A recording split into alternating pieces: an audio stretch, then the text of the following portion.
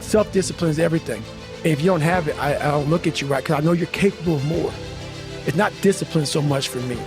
It's all on you. It's all on you. The self part is what's big. Where you're gonna fail and you're gonna be in your head, you're gonna be saying, I'm not good enough. And it's how you get through that. It's how you get through that on a daily basis, when that thing is saying, man, I'm 43, I've done so much. You start to become civilized. The refrigerator gets full. You start making money, and you start, I'm not getting cold anymore. I'm retired.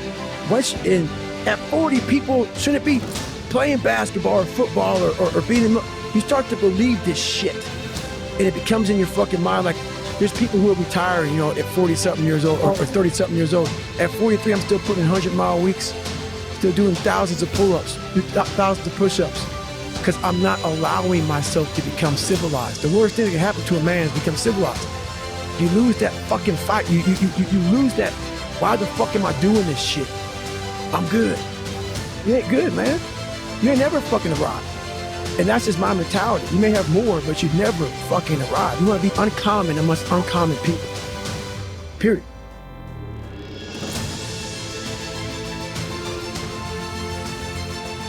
Everything I didn't want to do is what got me to where I'm at today. It's about what you're saying to yourself, but it also comes with work. So whenever I was getting beat down, physically, mentally, spiritually, whatever I was going through, just saying, you can't hurt me. I had this haunting voice in the back of my head. A lot of us have. We just ignore it. And it was there for years.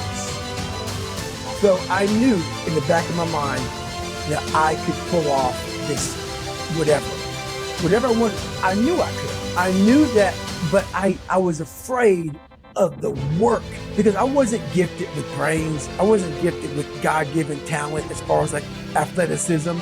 So I knew to get to where I had to go, to be on the same playing field as these men, to even try out for this program, I knew the work was going to be something that I didn't want to even attack.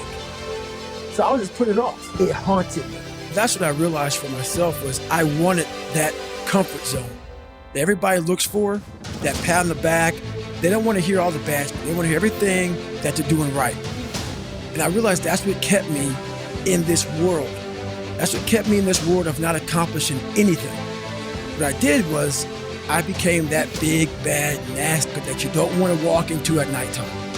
I became the roughest critic in the world on myself. And that's what changed me.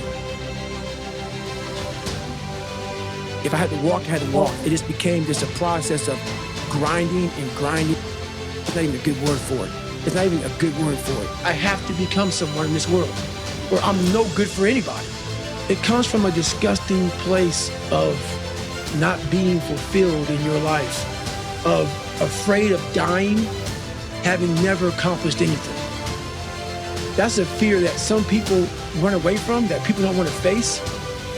When you have a real fear of dying and being just another person, that I live to pay the bills, I made $1,000 a month. This is my life. I spray for cockroaches, man.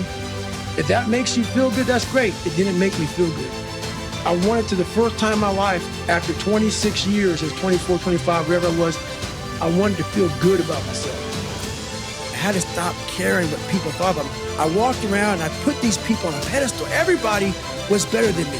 So I can't tell you anything about me, because you're gonna judge me and I'm gonna feel even worse than what I am. When it becomes something that steady just pecks at you all day long, no matter what you're doing, I could be talking to you in this voice at the same time, like, what are you doing? What are you doing, man? You're a loser. Where you going, man? This is what you can do your whole life? So it be talking to me comfortable. I wanna be left alone. I don't wanna face all these things that life gave me. I was just an insecure, scared kid. But the best thing that happened to me, no one helped me. So the only way I could turn around was to suffer. I had to build calluses in my brain the same way I built calluses on my hands. That's the weakest person God ever created. But I never blamed God for anything he did to me. So I wanted to change that to be the hardest man ever created. Am I that? I don't know, but you had to have a goal. And my goal when I was sitting there not going to school, being bullied, having no self-esteem. My goal was the only person that's gonna turn this person around is me.